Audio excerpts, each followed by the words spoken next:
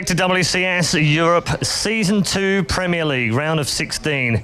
We are almost halfway through, and we are about to find out our fourth member of the round of 8. But before we get there, let's check in with our bracket so far. Welmo, of course, going through earlier on, having beaten duckdeok in that upper bracket. In the lower bracket now, we have duckdeok back again for the final time. He'll go head-to-head with the Terran from Spain, LucifroN. It's those two going head-to-head for the final place in the round of 8. We've had to brush away our sadness, and no Huck, I'm not giving up the mic. So, it's time for our final game. And as I said, it is LucifroN versus duckdeok. These two have had a very tumultuous journey to this particular point. As you can see, both suffering defeats in round of 32, and both suffering defeats today. Which one's it going to be? Is it going to be LucifroN, or is it going to be duckdeok? We are about to find out. For our final game, it's back over to our commentary team once more. Apollo and Colaris. Thanks very much, Paul. Final series of the night here. Yeah. Wiping the slate clean. It all comes down to this. LucifroN versus duckdeok. Spain versus Korea. That's right, and it's about to, we're about to find out, can LucifroN actually improve himself from last season? This is his chance. Round of 6, should I say, top 6 last season, doesn't want to be worse, doesn't want to be in the round of 16, and of course wants that opportunity. Two big guys are out. MVP is gone, despite LucifroN beating him last season. If you look at the whole player pool that we have, 32 players in the Premier League, MVP and Stefano are out. Two major names, and LucifroN's like, all right, somehow, some way, I've knocked out Stefano. MVP was dead yesterday. Couple more players, and I've got a free ride maybe, but we'll see. He's not playing up to that yet. If he plays as well as he did just now against Stefano, and transfers that into TVP right now, then I think it's possible. Yeah, it certainly could be. But on the other hand here, duckdeok, with these map vetoes whilst they're going on here, he's probably in the round of 16 group stage here. He's had a hard time in terms of having to go up against a Zerg, having to go up against a Protoss, and now having to go up against a Terran. It's a lot to actually have to prepare for in a single group stage. LucifroN decides to disappear, and now he's back. Okay, it looks like he's got to run slightly to the bathroom. All right, okay. He might have got a slap on the wrist. Oh, dear me. Mr. Sean. He comes back. Like, actually, I prefer not to get slapped on the wrist by an ESL admin. I'll actually just play the game. So we are going to get into this. Mouse Sports versus MVP. duckdeok versus LucifroN here. Terran versus Protoss. Spain versus Korea. Will we have 4 Protoss so far in the top 8? Or will LucifroN... Yeah, that's mind-blowing, man. I mean, I know Todd's going to be happy when he comes to cast, right? He's like, Protoss everywhere. Protoss. He's exactly like Rotterdam, too. Rotterdam would be like, Protoss. It's like, who do I favor? I favor Protoss. Oh, great. Yeah, there's all of them. But no, the Terran here, Mr. LucifroN, he's looking to upset that balance. Not quite balance in terms of having just 4 Protoss and no other races, if that was to occur here. But duckdeok is certainly a representative that could go through. He's shown some very good games today. He was vetoing first during all of that. And we're going to go to Belshir Vestige as the first map. So this was his choice here against LucifroN. So we'll see what he's capable of. Remember duckdeok in the previous rounds? We saw him against Daishi, just the one Terran player there. He's also plays a couple of others, played Kras and in the Challenger League.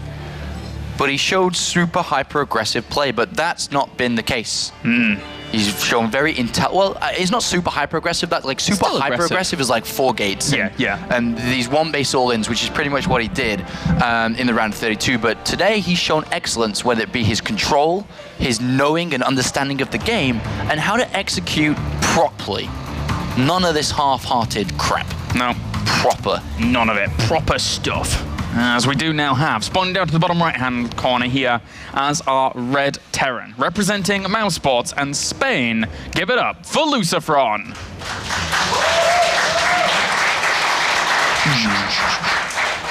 And spawning up to the top left-hand corner here as our blue Protoss, representing MVP and Korea.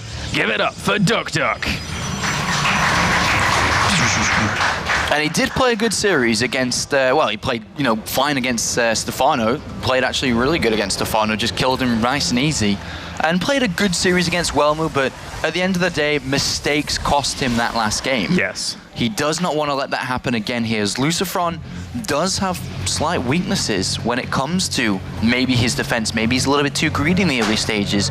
Maybe he's not that strong when it comes to playing in the super late game, but whatever it is, he isn't exactly the same player as he is when it comes to playing against Zerg, and that could be a problem here, of course, because duckdeok is a Protoss. That's true, man, and duckdeok's had the opportunity to watch Whalemu versus LucifroN as well. So there is certainly the opportunity here for duckdeok to mimic or impersonate or look at his opponent and see potential weaknesses in the play.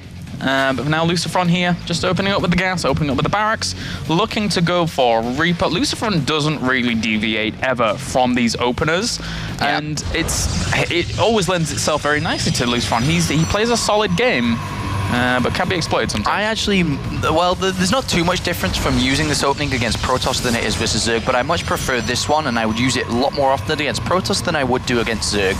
You know, if you look at players like Innovation and whatnot, they absolutely love. What is this probe doing? Only just. How did he get out of there? He went, breathed in, and then squeezed past. With the Reaper, though, I really do like it in this matchup because there are so many things and so much intelligence to grab in the early game. Is there a pylon outside your base that has a Stargate there? Are there pylons inside his main base? There's a lot more information to pick up against a Protoss player than there ever can be against a Zerg player, because that information only comes after Zergling speed is done, which obviously is when it's too late to use the Reaper. Yeah, LucifroN follows this up with the command center as well. Exactly the same supply disparities as there were at the similar time to Whalemu against LucifroN here, but LucifroN doesn't mind that at all, as that Reaper's going to head off and have a little bit of a look around, see the Nexus going down, one would assume, unless this Zealot gets the luckiest swipes off of all time, but that's not going to happen here, as he's going completely the wrong way, and the Mothership Core will be spotted as well. So LucifroN just gets the intel he needs, and may even get a probe. Yep, that's nice. Or any probe's a nice pick off here. Usually you can get maybe one or two, depending if it's a scouting probe or not, but that one's still on the other side of the map, so... Oh, Zealot, sorry. But he may be able to pick off the Zealot still. Yep.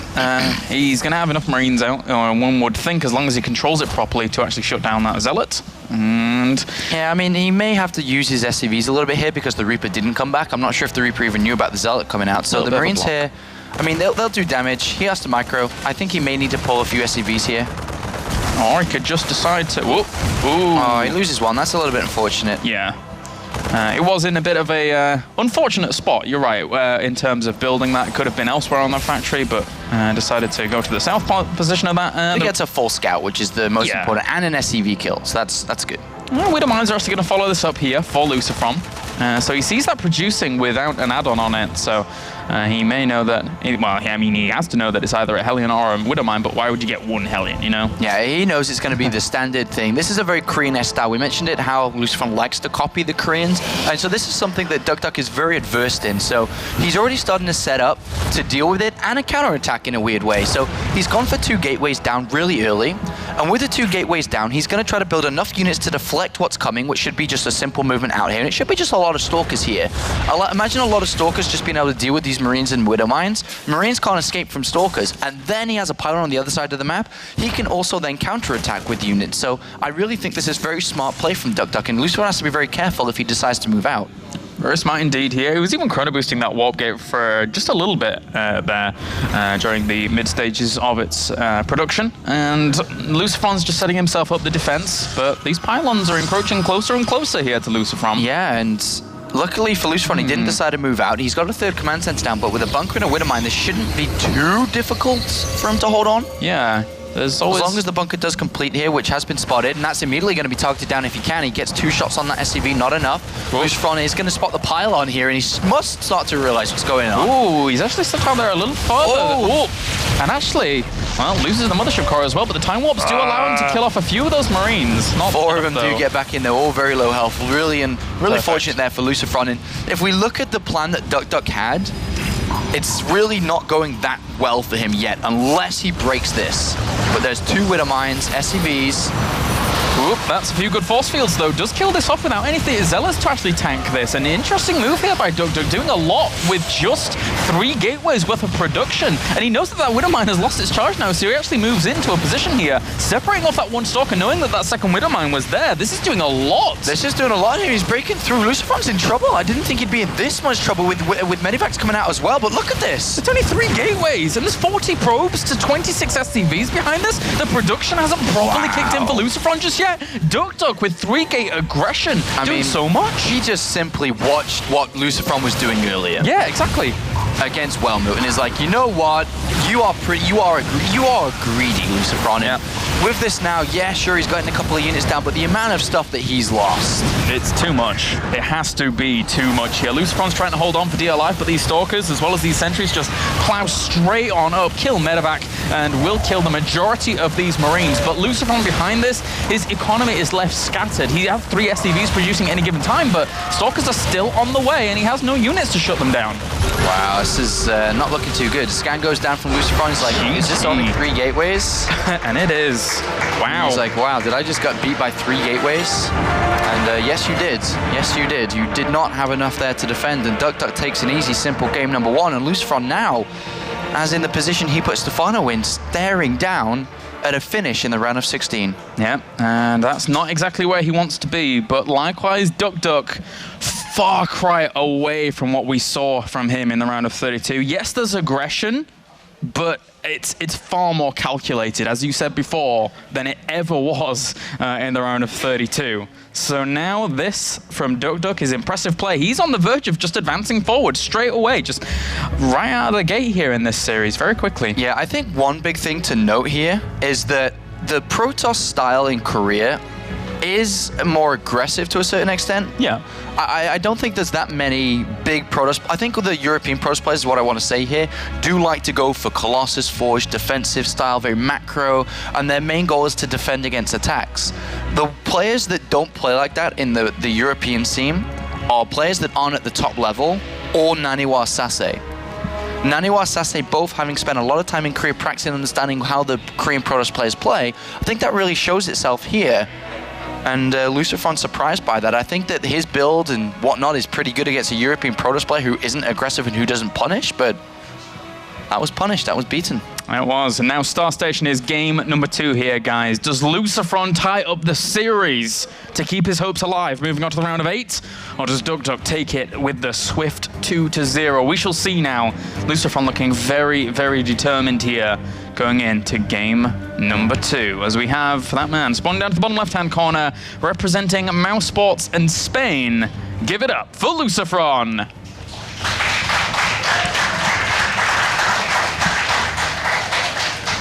And spawning up to the top right-hand corner as our blue Protoss, representing MVP and Korea.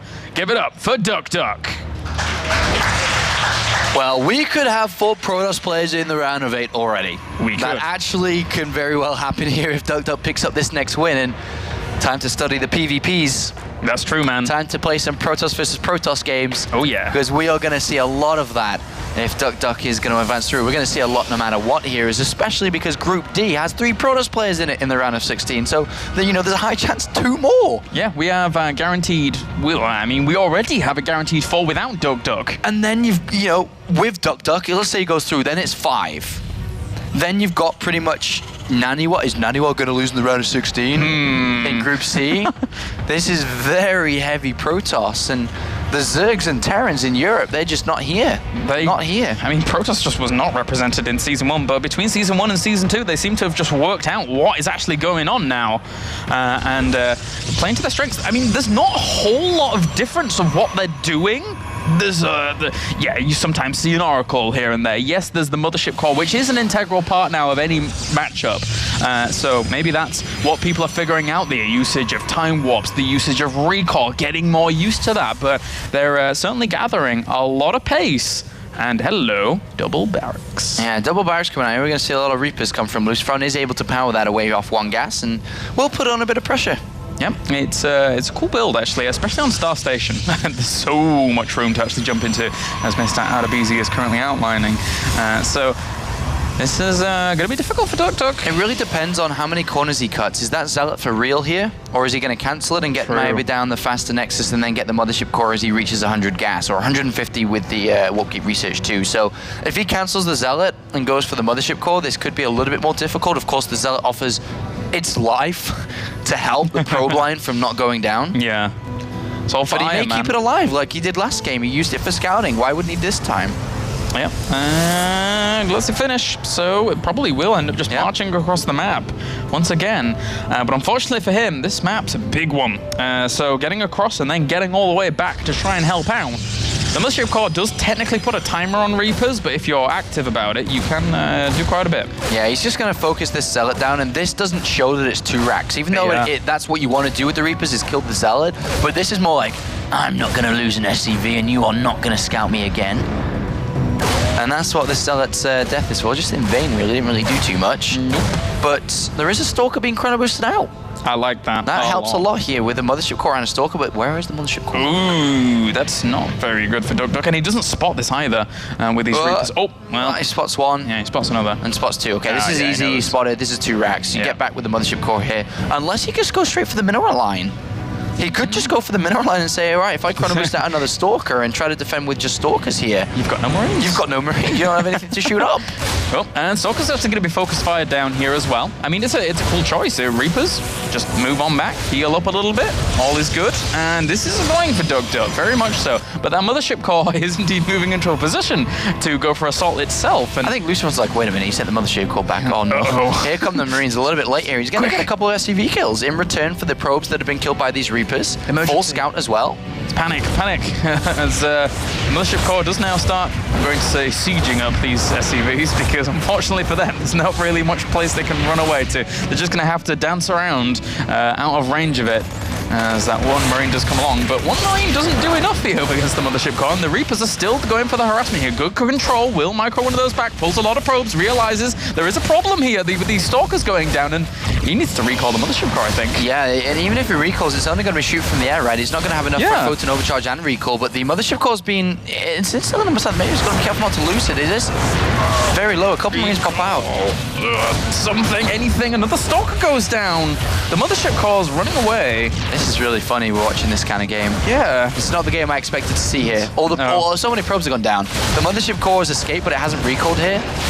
The Reapers are still going on to these Stalkers. I've never seen so many Stalkers die to Reapers. Oh my gosh, the recall happens here, so finally you get to clean up, but how many probes has he killed? He has killed 20? What? It's only 7 minutes. And he's probably got less than he's actually, I mean, he's got less workers working now than workers been killed. Look at that, 11 workers, but he's killed 23 and more counting. I'm laughing because this is just weird, this is a silly game of StarCraft. It is. This is a silly game of StarCraft. The Immortal will shut this down finally. He's like, no. I like LucifroN, man. If you throw down a 3rd command center now, I think it's a little bit unnecessary.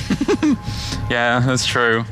All right. Does he? Okay, I was going to say he's bringing SCVs. What? But no, that would be strange. 27 workers to 9. Well, this is clearly not good here for duckdeok, who definitely caught a little bit by surprise. I really think that, though, how much really did the Mothership Core do here?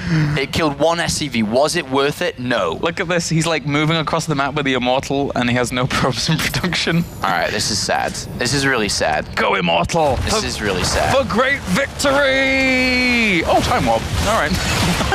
Both of them die anyway. It's like, what is this? What are we actually watching? Is it duckdeok that's controlling this PC? I guess. Look at this. Oh, this is sad. Yay, Stalkers. Go Stalkers. And there's like a bunker back at home. There's a Marauder. There's additional bunkers. A Reaper's back in the main base. What a silly game this was. duckdeok's like, wow, I'm actually down to 14 supply. I don't really have anything. This is kind of weird. Sorry for de-evolving this into a troll cast, but there you go. GG. Game number 2 tied up by LucifroN. Well, I guess at the end of it, right, LucifroN's able to pick up the win. Yeah.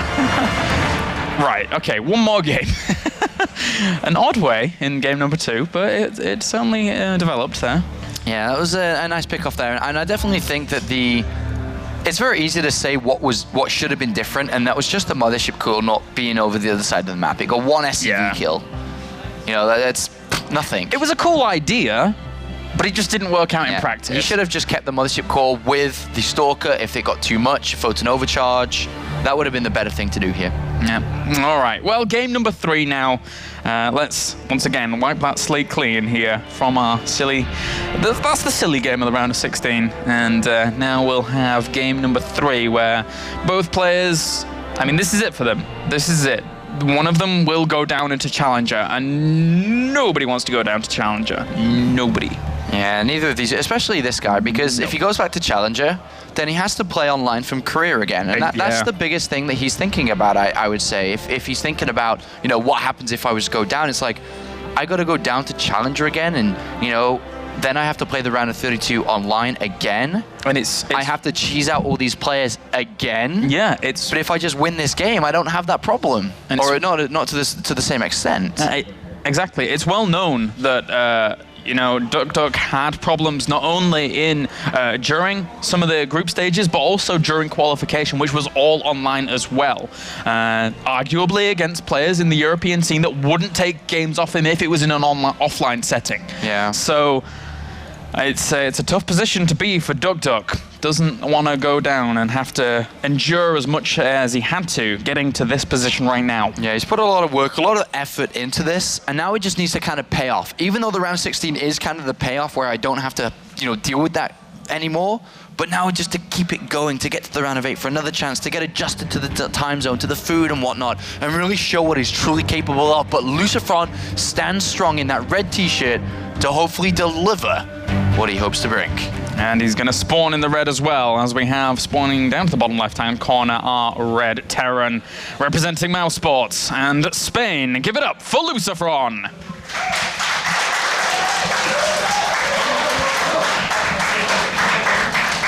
For one last time during the night, as we have our blue Protoss spawning up to the top left-hand corner, representing Korea and MVP. Give it up for duckdeok.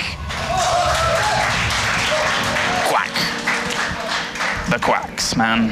All right, we'll see what's going to happen on this game. I don't think LucifroN's going to change too much up here. I guess the one thing that he could change up towards is Command Center first. It is a build we've seen him use before. It's a build that's quite strong on this map to do anyway. duckdeok, I don't know what to expect from him in this game. Whether it be, you know, normal kind of play. He's played kind of a very aggressive, and then game 2 is just kind of game 2. And if we look at all of his Protoss games this season in the Premier League, they are all aggressive, whether we keep in consideration he play from online or offline, it doesn't matter. All aggression, very hyper-aggressive. And now here, again, Whirlwind being the map, there's certainly a lot of options open to. I will go with duckdeok more than anything, as, you know, he could even go for those proxies if he wanted to, but I don't think in this high-intensity position that he would do that. I mean, the calculated risk is proxy oracles. Yeah. That's if you want to try to be smart a little bit here, because you say, all right, well, Command Center, he used it earlier, it's a high chance build that he's used again. Proxy oracles, like that's one of the builds you would use. So if he wants to do that, but the Command Center is going to go down here for LucifroN behind this, and now with that, he's looking to transition on away from that. So again, if you're the Terran going into this final game, after you've got your Command Center, where do you go? Scared as hell about oracles. Yeah? Really am, because one Barracks Command Center, there's a reason why we don't see this anymore. There's a reason why everyone goes Reaper Expand, or they just go ahead and go Command Center first and say, screw it, I hope you don't Oracle me. Because the Oracle, you don't have enough Marines. It's just that simple. The Oracle kills, what, like 5 at one time? So it's tough. It's very, very difficult, unless there's a very early engineering bay come down from LucifroN. And that's kind of the other adjustment in which Korean Terran started to do, is to get the engineering bay and +1 very early, just to get the turret down, because you are very scared. And well, duckdeok here, he decides to go for the more economical route by going for that Nexus, so the pressure is alleviated from LucifroN without him knowing it just yet, as he's scouted anti-clockwise and not seen his opponent until the very last moment. But we meanwhile have duckdeok also going for a cross-position scout, an interesting little move here by him. Yeah, it's actually kind of not really helping him out at all. I guess the one thing that he could say is that if it was going to be bottom left or top right, maybe the scout was earlier. And what I think he's going to say now, I think what will happen, I think it's a very smart scouting technique, is he'll cross scout now and say, oh, he's not there. And then he'll go back to the center. And then because the SCV arrived late, not early, he's going to be like, okay, I think that he went to the top right because we would have crossed paths in the middle. Yeah. So I think the approach would go to the bottom left now, sorry. Yeah, looks like he is going to be doing that. Because he now knows, okay, the SUV arrived now. It's probably gone from the bottom left to the bottom right to the top right to the top left. Exactly, because it's just taken such a long time to get to my base. Yeah. So, well, it would have arrived earlier indeed. So, the robo facility is going to go down for duckdeok behind this. So, hopefully, to just get those oracles out and play the information game, keeping an eye on his opponent with the observers and see what's going on even. So now he knows where his opponent is. He's just going to keep on patrol move with that probe. No real reason for that, I suppose, in case... Well, I guess the real reason, actually, I do lie, is in case Marines, Widow Mines do move out, so he just sees it nice and early. Because he doesn't have those additional gateways this time. He's gone straight over to a robotics facility and over to that forge. And we have that stim now on the way as well for LucifroN, with him starting a factory just to pump up in terms of actually eventually getting to that starport so that he can get those medevacs out and those Vikings, which are so sorely desired here. Doesn't want to be left non-mobile, and certainly doesn't want to be left without the opportunity to just transition to those Vikings if his opponent was to go for some crazy Nexus, but he has a lot of minerals. Is he really going to... kidding me if he's trying to do this. What the... Wows. All right, okay. He's just kind of flipped the switch entirely to a completely different level of economy in comparison to aggression. Yeah, I mean, the engineering bay is coming down here for LucifroN, the factory as well here, and he has no idea about this, and it's going to be difficult for him to see this, as behind this Colossus is on the way. Unless LucifroN sends an SCV to scout around up there, or a Marine, this is not going to be scouted because he's waiting for his medivacs. He's scared about any aggression. He has a Marine on the low ground. This is kind of, you know, again, a smart decision from duckdeok to do this against LucifroN, who throughout the entire of the day has really only lost to aggressive tactics. So LucifroN would not really expect to have a third Nexus thrown down so early. Very, very wise moves indeed, and this certainly could pay off for him pretty darn quickly.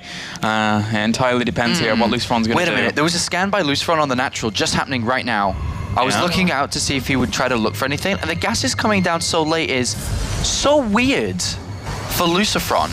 Because he's like, why are they just coming down now? And in such a high-intensive gas match. What does that mean he's been doing with all his minerals before that?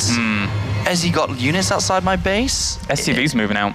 I mean, he's looking, he's just like, I think he's going to go scout the third base with that SCV, because an attack would have come by now. So surely, if the gases weren't down, an attack hasn't come by now. He's checking the close This must mean there has to be a third Nexus. I think he's really read into it now by that scan. He should have.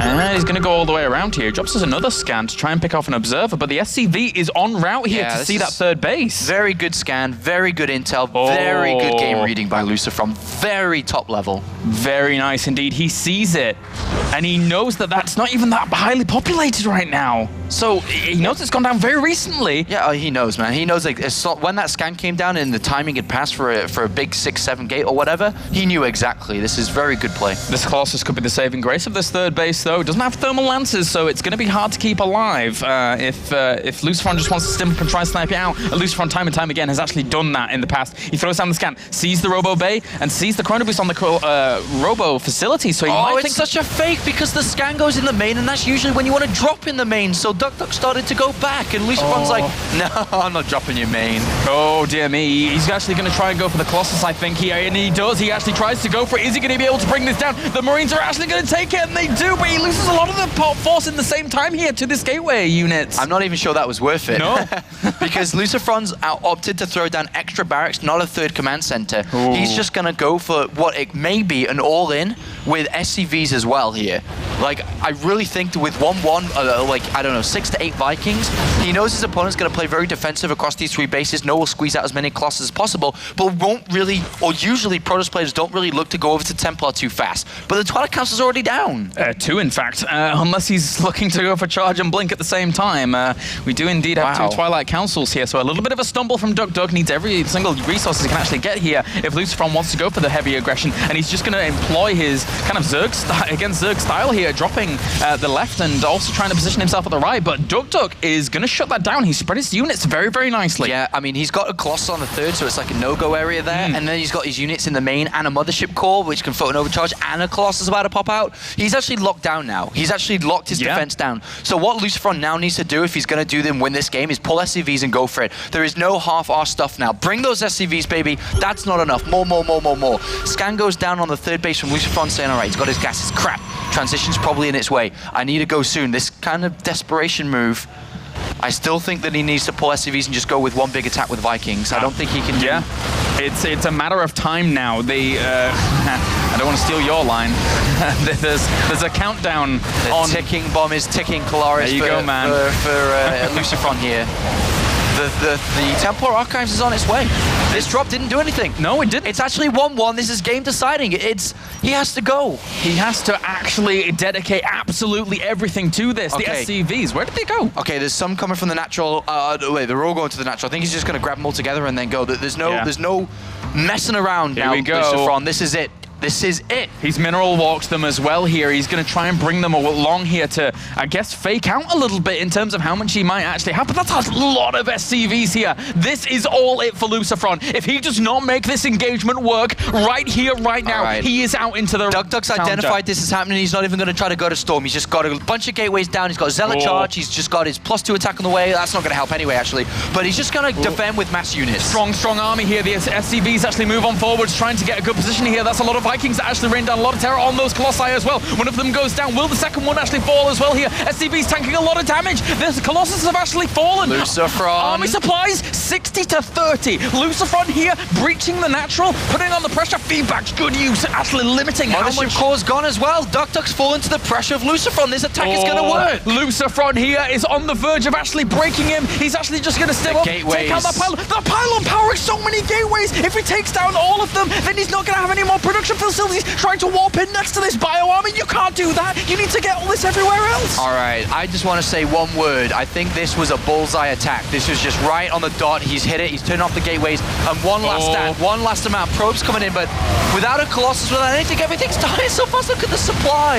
duckdeok needs to make it work, but I don't think it's good. The reinforcements coming from the back as well here, focusing down the Immortal. The last bastion of hope here for duckdeok's Immortal production or anything. Any last stand he could go for needed to be mustered with that. One more Immortal actually pops here, and he's trying to push this back. Wait a minute. Wait a minute. Whoa. Apollo. What's up? What's going on? He's held on for now, Kalaris. He's held on for now. The worker counts are so close. many probes have been lost. Uh-oh. So many probes. More SCVs are coming in. It's time for take 2. Remember, there's still no splash damage, but now the big thing is the Colossus is on the way. It is. The Vikings actually need to get up and start to bring that down. Look how much gas LucifroN has to the minerals. Well, so does duckdeok. If he starts to morph in Archons as well when that Temporal Archives is done. duckdeok could hold. duckdeok could hold. LucifroN looked as if he was actually just going to break this. I think he could just be like, all right, screw my natural and go up to the main base, but... Make it work. The Colossus is on the way. He's moving down the cliff here. If his DPS is enough here, he lifts the Vikings, but there's not enough on the ground for LucifroN. duckdeok is held. duckdeok is holding. What a hold. I mean, I didn't even think that was possible. And neither does he. duckdeok wins. I don't think he thought that was going to be held. He lost so many. Look at him. He's like, wait a minute, I just did that. I just did the unthinkable. Wow. And he was able to hold against that attack. I swear to God, I thought that was over. I think everybody did as well as he did there too. He had nothing. He had very, very little there left. Pulling the probes at the time he did saved his ass. I put it bluntly. Wow. I mean, he is kind of very happy with that. Here's the winning moments when he finally realizes that, wait a minute, I've just done it. And LucifroN, you can see, realizing that, no, not another round of 16. And I just want to see duckdeok. Like, he's like, oh my God, I've done it. Because that was an attack from LucifroN from the get-go, was kind of built around that, because it was all or nothing. It was from the very decision to add on 2 extra barracks. I knew exactly his thought process. It was going to be SCVs being pulled every single day of the week there. I could see it, day and night. In LucifroN's eyes, I looked over and I was like, I can see it in his eyes, the back of his head. I knew what he was going to do there, but the way that it was held, and I didn't think it was possible. No, there was no storm. The Colossus went down. It was just gateway units. So many probes came off. Immortals squeezed out. But the question is, what happens if that was replayed and maybe LucifroN, yes, turned off the gateways, but also switched off the robotics facility? That's and true. I think it was 2 Immortals may have squeezed out through that attack. It could have been a different story as well. It certainly could have been. I said it yesterday. I'm going to say it again. What crazy games and crazy results we have had here today for day number 2. We are truly blessed here at WCS Europe, and now we can hear from the man himself advancing on to the round of 8, Mr. duckdeok with Red Eye. Thanks, guys. Yes, the final man of the first two groups is duckdeok into the round of 8, the quarterfinals. Congratulations. It's 4 out of 4 for Protoss right now. We're going to talk about the game first of all, mainly about that third map, because everyone was convinced that you'd lost. Were you in the same position? Did it feel the same for you? 당연히 졌는 줄 알았고요. 제가 운이 좋아서 막은 것 같아요. Actually, I thought I lost this for sure, but I think I was quite lucky, and that's why I could defend it and won it at the end. Okay. I guess really what we want to know is more about who you are, because we don't really know a lot about you. We know that you've played in the GSTL, we know that you've been playing with Don Rego in MVP, but you know, you're in Europe now, you're in the round of 8. Are we going to find out more about you? Who are you? 그냥 지금 이때까지 해외가 잘 안 다녀서 한국에서만 대회에서 해외에서 잘 모르는데 지금 8강 올라가서 더 좋은 모습 보여줄 건지 그냥 더 알게 되지. 이왕이면 우승까지 해서 많은 사람들이 저를 알아뒀으면 좋겠고 아무튼 대회 성적을 잘 못 내서 모를 만한데 이번 기회에 꼭 알리도록 하겠습니다. So what I will try is to win this tournament actually, so people like more foreign people can get to know me, and I'm sorry that he's sorry that he couldn't show better results before, and he thinks this is his chance to show good results. All right, well, you played fantastically well today. Just the one single loss. The last thing I want to talk to you about is Stefano and the fact that he's now retired. What are your thoughts on his career?